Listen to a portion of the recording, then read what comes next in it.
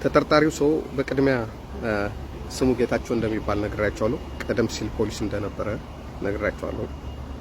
ይህ ሰው የተጠየቀበት 14 ቀን ቀጥሮ ስላበቃ ሌላ ተጨማሪ 14 ቀን ቀጥሮ ለመጠየቅ እንዲያመች ዳኞቹ በፊት ያቀረብነው ከፊል ጥርጣሬ በዛ ጉዳይ ላይ ቃል ያልተቀበልነው ስለሆነ የነፍስ ግድያውን ጉዳይ አንስተን ቃሉን ለመቀበል ወሰንን።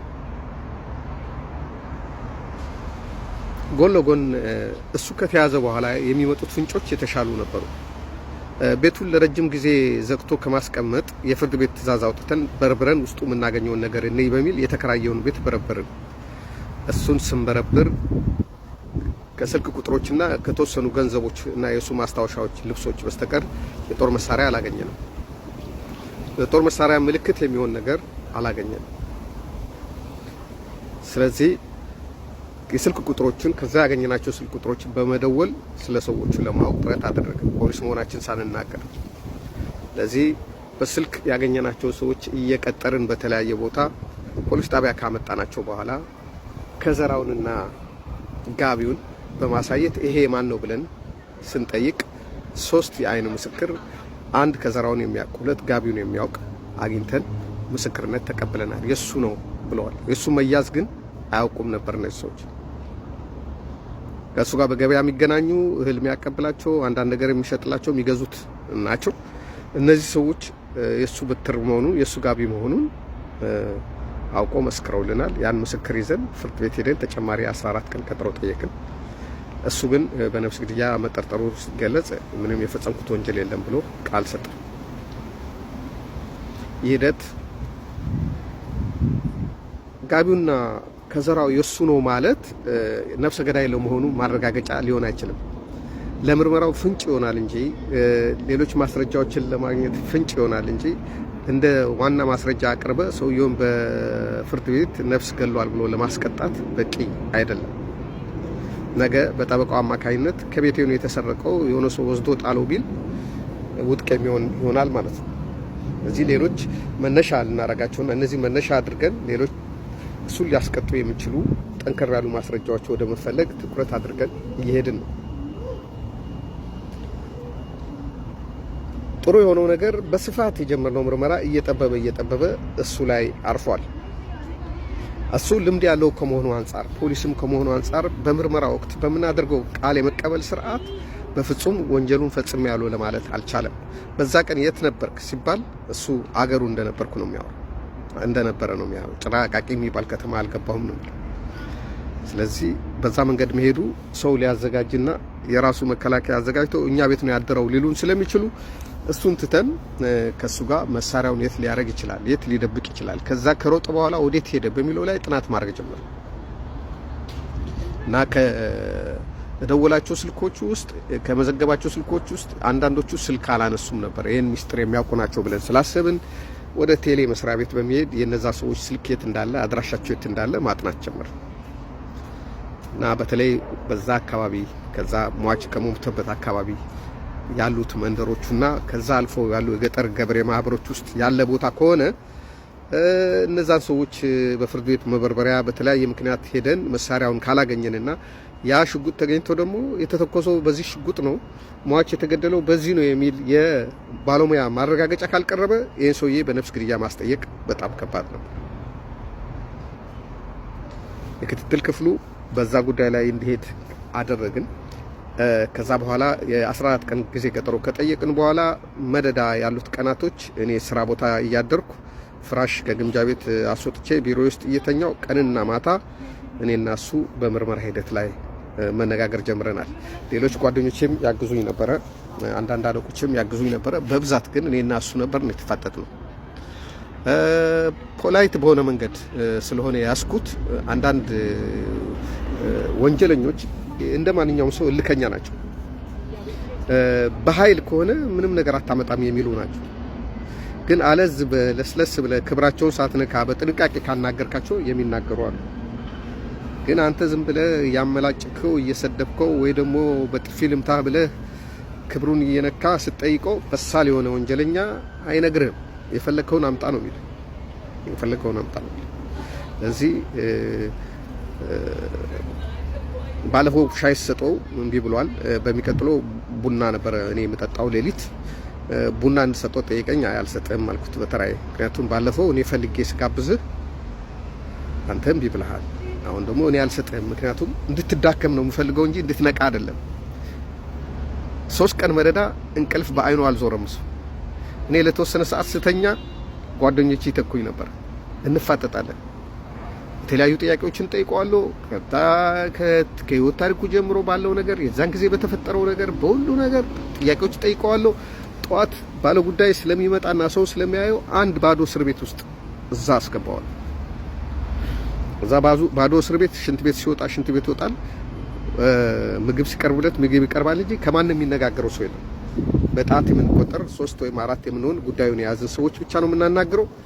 መሰረታዊ የሚያስፈልጉት ነገሮች በሰዓቱ ቁርሱን፣ ምሳውን፣ ራቱን ከእንደገና በሽንት ቤት መውጣት ሲፈልግ ሽንት ቤት ብሎ በር ሲመታ ሲጣራ ሽንት ቤት ይወጣል።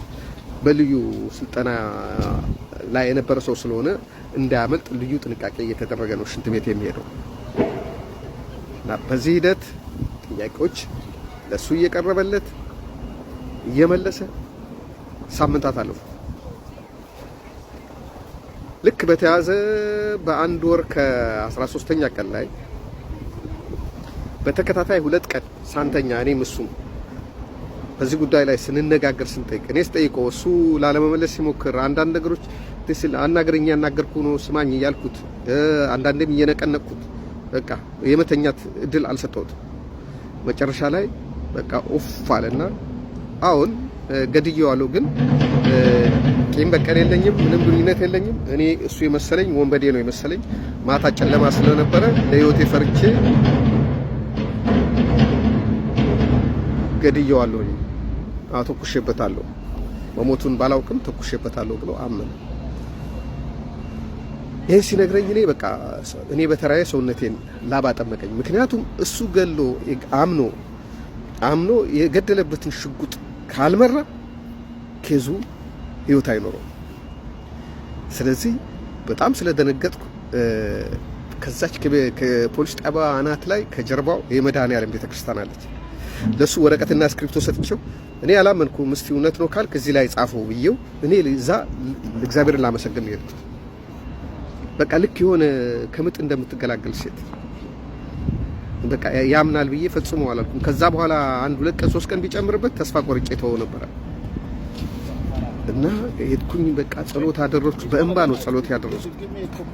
ከዚህ ነገር ይሄን ጉዳይ የሆነ ልባስ ሳላገኝ አንድ ነገር እንዳይፈጠር እያልኩ በቃ የዛ የልጁ ደም በእኔ ላይ እንዳለ አድርጌ ነበር ማስበው። ምክንያቱም ብዙ ጊዜ የነፍስ ግድያ ወንጀል ስታመረምሩ የሞቶ ሰውዬ ከአስክሬኑ ላይ የተነሳው ፎቶ፣ አወዳደቁ፣ የተመታበት ጥይት፣ ሙሉ ታሪኩ መዝገቡ ላይ ስለሚያያዝ አንድ መዝገብ እንደዚህ በገለጻችሁ ቁጥር የሰውየው ፊት ለፊት ነው የሚጋፈጣችሁ። ምን አደረግከው ጉዳይን ይላችኋል። ፎቶ፣ ምስሉ፣ አስክሬኑ ይጠይቃችኋል።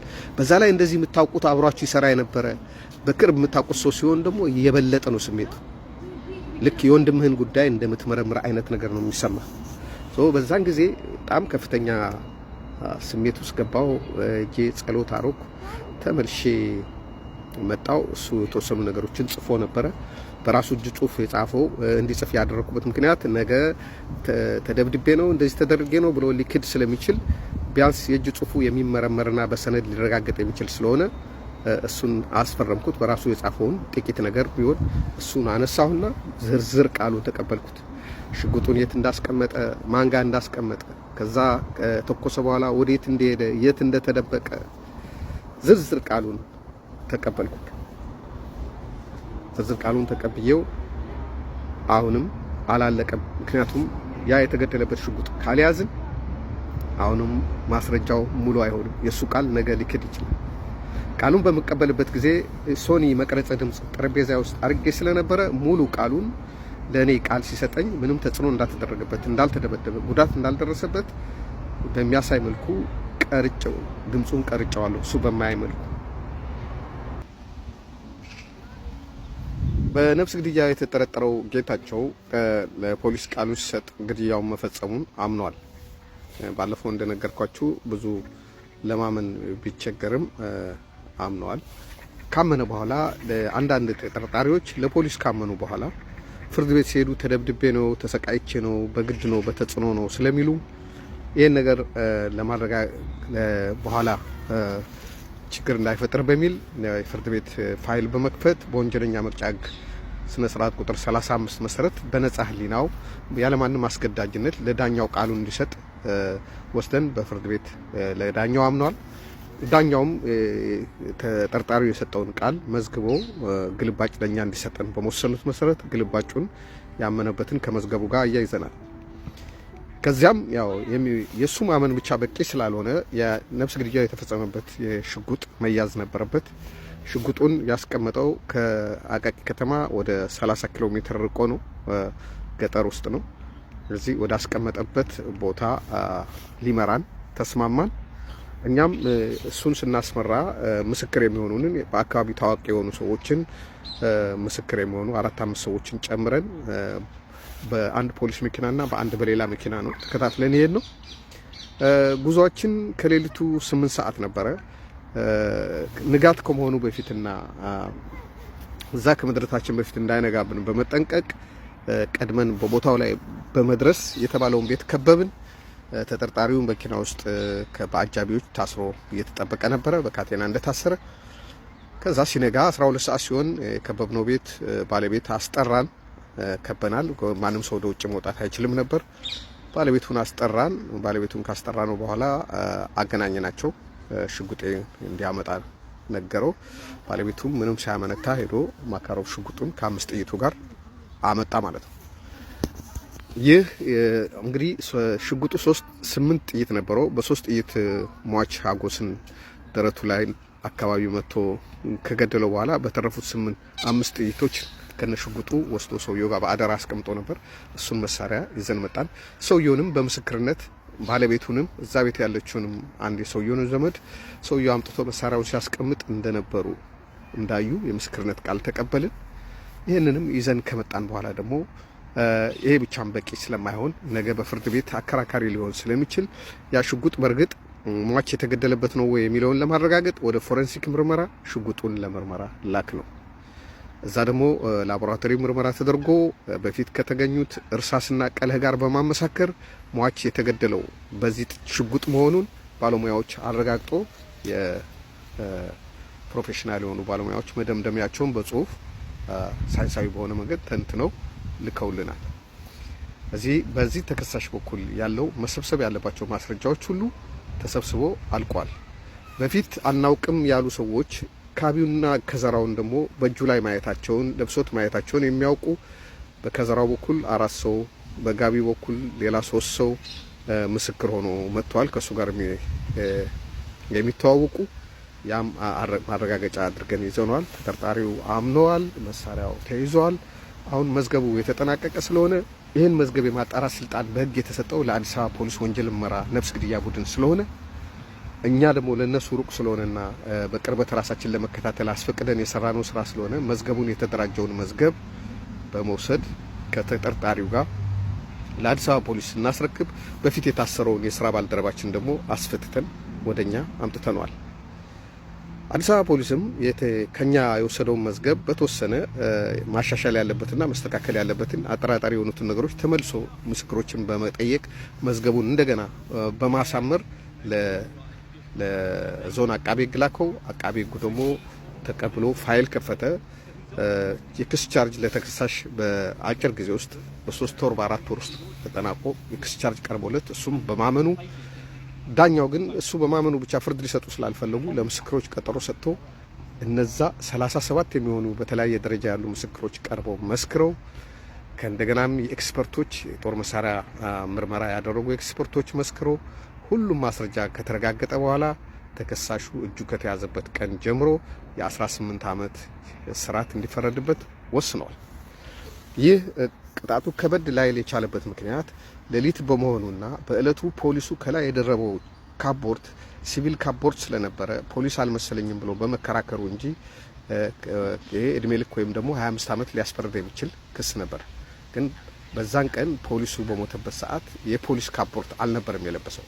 ያን ባለመልበሱ ተከሳሹ ትንሽ ለቅጣት ማቅለያ ሊጠቀምበት ይችላል። እኔ ወንጀለኛ ነው የመሰለኝ ራሴን ለማዳን ነው ያደረኩት የሚል ክርክር ነው ያነሳው። ዞሮ ዞሮ ሰዎች አይደለም ፖሊስ የሆነ ሰው አይደለም ሌላም ሰው ቢሆን አንዴ ከተከሰሰ በኋላ ራሱን ነፃ የሚያወጣበትን ጥረት ነው የሚያደርገው እና በዚህ መንገድ የአድካሚ የፖሊስ የወንጀል ምርመራ ታሪክ እዚህ ላይ ተቋጭቷል። እኔ እናንተን ላሳያችሁ እየፈለኩት ፖሊስ ምን ያህል በአንድ ወንጀል ምን ያህል እንደሚደክም እንድታውቁ ነው።